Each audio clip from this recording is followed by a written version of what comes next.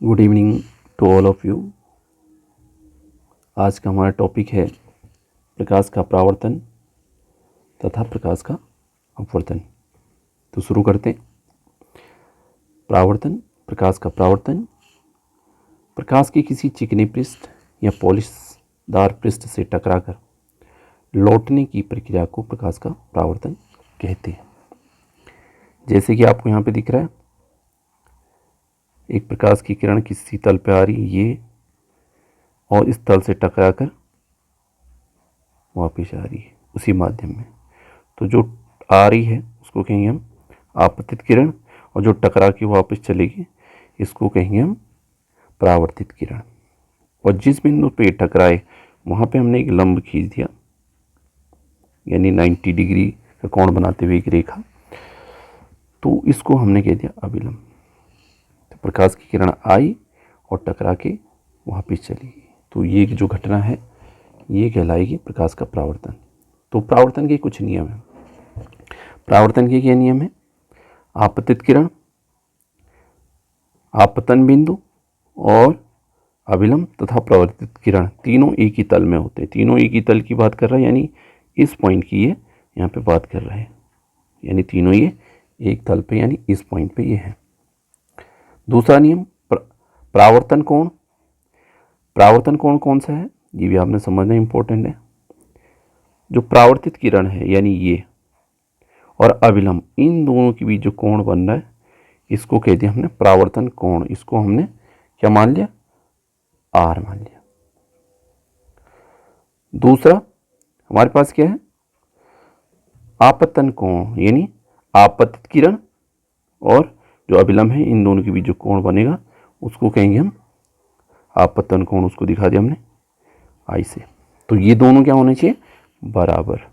I is equal to are. तो ये हमारे पास परावर्तन के नियम है। अगला हम चलते हैं अपवर्तन की ओर।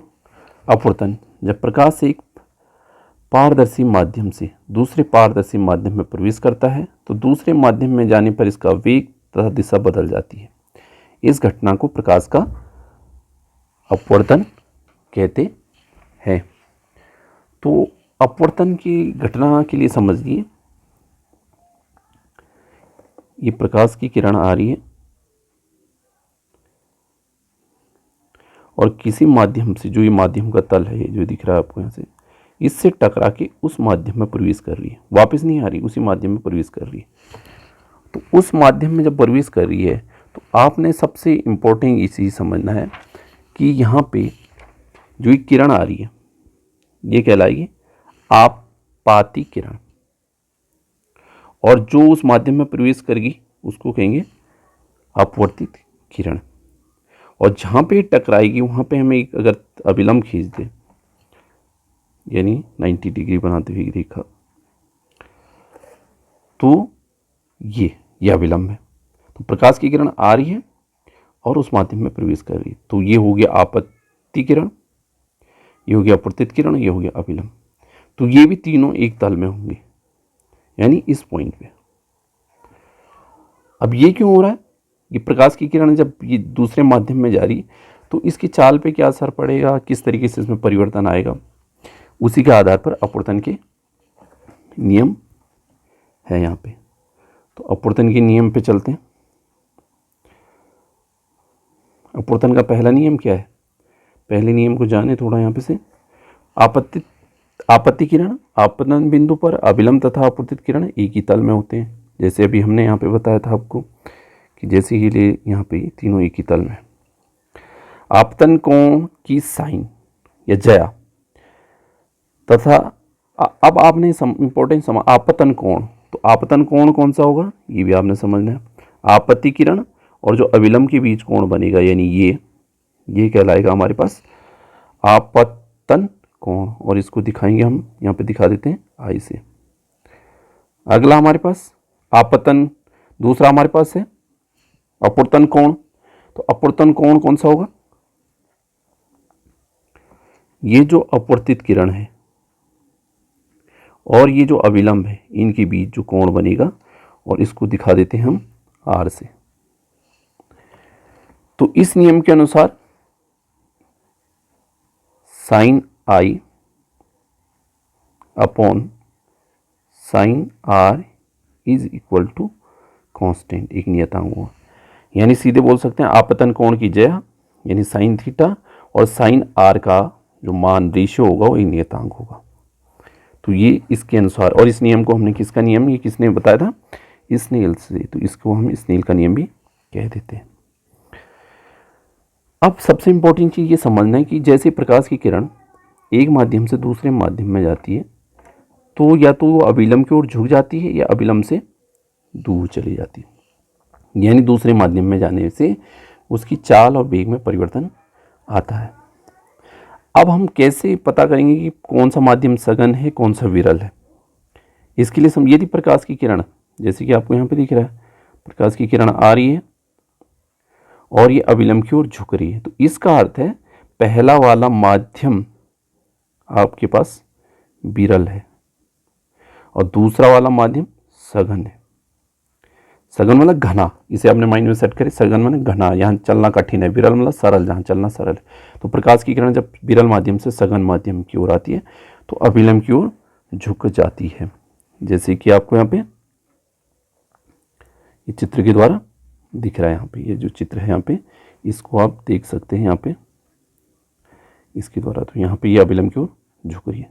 और यदि प्रकाश की किरण सघन से विरल में जाएगी, विरल मतलब सरल, सघन मतलब कठिन, यानी वहाँ प्रकाश की किरणें का जो वेग है या प्रकाश का जो किरणों का वेग है ऊपर वाले माध्यम में वो कठिन है, यानी वहाँ कम वेग है, और विरल मतलब वहाँ तेज़ी से चल सकती है। तो प्रकाश की किरण जब ऐसे माध्यम से एक माध्यम से दूसरे माध्यम में जाती है तो अभिलंब से दूर चली जाती है। कब? जब सघन माध्यम से विरल माध्यम में चलती है।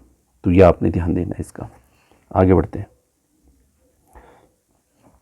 अपूर्णांक, छोटी कक्षा में भी हम पढ़ चुके हैं अपूर्णांक, और यहाँ भी हम अपूर्णांक का अध्ययन कर रहे हैं, लेकिन आपने सबसे इम्पोर्टेंट चीज़ समझनी है, बड़े ध्यानपूर्वक ये समझनी है कि अपूर्णांक क्या है। अपूर्णांक बेसिकली है किसी माध्यम के अपूर्णांक प्रकाश की वाई या निर्वात में चाल यानी सी तथा उस माध्यम में प्रकाश की चाल यानी उस माध्यम मतलब कोई भी माध्यम हो सकता है उसमें चाल यानी भी, यानी उन दोनों के अनुपात को ही इसका अपूर्णांक कहते हैं। तो देखा जाए तो अपूर्णांक क्या है? दो राशियों का अनुपात है और दोनों राशियां सेम है, ऊपर भी प्रकाश का वेग है और नीचे भी उस माध्यम में वेग है। वेग का मात्रक मीटर प्रति सेकंड, यहाँ भी मीटर प्रति। तो ये देखा जाए तो अपूर्णांक कैसी है? मात्रकहीन या बीमाहीन राशि, केवल ये दोनों का अनुपात है। तो उसी अनुपात से हम डिसाइड करते हैं कि इसकी चाल किस तरीके से होगी। तो ये दोनों अपूर्णांक के आधार पर ही हम या अपूर्णांक के आधार पर ही हम डिसाइड कर पाते हैं या उस पर पहुँच पाते हैं कि किस माध्यम में उसकी चाल कैसी है। तो अपूर्णांक इम्पोर्टेंट। अगला हमारे पास टॉपिक है क्रांतिक कोण। वह आपतन कोण जिस पर अपवर्तन कोण 90 डिग्री हो जाए। इसको बहुत समझना है। जैसे ये प्रकाश की किरण आ रही है, या विलंब है, इन दोनों के बीच का कोण आपतन कोण। अगर मैं इसको बढ़ाऊंगा मतलब इधर की ओर ले जाऊंगा यानी बढ़ गया, फिर इधर की ओर ले जाऊंगा तो बढ़ रहा है। तो उसी हिसाब से दूसरे माध्यम में जो प्रकाश की किरण थी, यानी दूसरी चीज इंपॉर्टेंट चीज आपने समझनी, ये वाला माध्यम सघन है और ये विरल है, तभी तो अभिलंब से दूर जा रही। तो इसको जैसे जैसे मैं बढ़ाऊंगा तो ये भी बढ़ता जाएगा, और जैसे जैसे बढ़ाऊंगा तो एक कंडीशन ऐसी आ जाएगी कि ये ऐसा हो जाएगा। तो ऐसी कंडीशन जिस पे ये ऐसी कंडीशन आ जाए, यानी अपवर्तन कोण है, यानी ये 90 डिग्री हो जाए जिस आपतन कोण पे, यानी इस आपतन कोण पे ये 90 डिग्री हो जाए, तो उसको हम कहेंगे क्रांतिक कोण। तो क्रांतिक कोण देखा जाए तो कौन सा? ये आपतन कोण है क्रांतिक कोण, जिस आपतन कोण पर ये 90 डिग्री हो जाए। तो क्रांतिक कोण देखा जाए तो यहां है। और अगर मैं इसको और बढ़ा दूं, इस आपतन कोण को और बढ़ा दूं, फिर धीरे धीरे और बढ़ाऊं, यहां मान मत ये यहां से और बढ़ाऊं, तो आप देखेंगे कि ये जो प्रकाश की किरण है ये अपवर्तन कोण भी ऐसा हो जाएगा, यानी उसी माध्यम में लौट जाएगी। तो यानी वह आपतन कोण जिस पर ये प्रकाश की किरण फिर उसी माध्यम में लौट गई, उस माध्यम में प्रवेश नहीं करी, उस माध्यम में वापस लौट गई। तो इस कंडीशन में अगर ऐसी कंडीशन आती है, यानी 90 डिग्री से अधिक हो जाता है ये अपवर्तन ये अपवर्तन कोण, तो उस कंडीशन को कहते हैं पूर्ण आंतरिक परावर्तन। और पूर्ण आंतरिक परावर्तन के लिए क्या शर्त होती है? सबसे इंपॉर्टेंट, प्रकाश की किरण हमेशा सघन माध्यम से विरल माध्यम में आनी चाहिए, तभी तो अविलंब से दूर होगी। अगर सघन से विरल में आएगी तभी अविलंब से दूर होगी, और अगर विरल से सघन में आती तो अविलंब की ओर झुक जाती है। तो पूर्ण आंतरिक परावर्तन के लिए जो सबसे महत्वपूर्ण इंपॉर्टेंट शर्त है, वो प्रकाश हमेशा सघन से विरल में आना चाहिए। तो ये हमारे पास था। और उसके बाद हमने न्यूमेरिकल दे रखे हैं, दो न्यूमेरिकल। ये बहुत ही सरल हैं कि हमने अपवर्तनांक ज्ञात करा था, जैसे कि अभी बताया था, इस वाले से पहले वाले टॉपिक में चले थे हम कि अपवर्तनांक क्या है। तो अपवर्तनांक में देखिए, अपवर्तनांक क्या है? पहले वायु में या प्रकाश की चाल बटे उस माध्यम में प्रकाश की चाल, तो इन दोनों के अनुपात को अपवर्तनांक कहते हैं। तो इसमें माध्यम में प्रकाश की चाल क्या दे रखी है? 9 × 10⁵, वो हमने इसकी वैल्यू रखी। और सी का मान हमें पता है कितना होता है? 3 × 10⁸। तो हमने दोनों की वैल्यू रखी, तो इसको कैलकुलेट करा तो ये हमारे पास आया। और इंपॉर्टेंट चीज़ इसमें ये क्या है? इसका मात्रक नहीं होगा। ये बेसिक चीज़ आपने समझनी है और इम्पोर्टेंट ध्यान लगा के, क्योंकि दो वेगों का अनुपात है। अगला वाला सवाल भी ऐसे ही था, अपवर्तनांक कितना है और प्रकाश की चाल बताइए।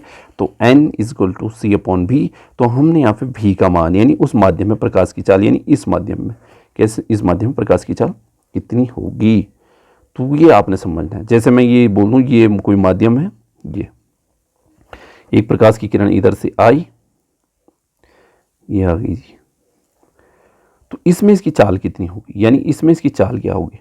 तो इस वाले में, यानी पहले जो प्रकाश की किरण गई इसमें, यानी यहाँ पे जो वो था प्रकाश की चाल, वो सी से दिखा दिया हमने, वायु में, मतलब ये वायु है मान लो, और दूसरा वाला कांच है या कोई भी दूसरा पदार्थ है, तो इसमें चाल वो होगी भी। तो इन दोनों के अनुपात को ही उसका अपवर्तनांक कहेंगे। तो यहाँ पे हमने इसमें उसकी चाल कितनी, भी का मान निकालना है, यानी हमने यहाँ पे कैलकुलेट करिए भी का मान निकालना। तो आपको पता है n = c/v, then v is equal to c/n। c का मान 3 × 10⁸ मीटर/सेकेंड, और n की वैल्यू यहाँ पे हमें दे रखी है 1.5। तो इसका आंसर हमारे पास कितना आया? 2 × 10⁸ मीटर/सेकेंड। तो आपकी समझ में आया होगा। कोई भी आपको प्रॉब्लम है, कहीं पे कोई समस्या, तो आप मुझे बता सकते हैं, अपनी समस्या का समाधान कर सकते हैं। Thank you.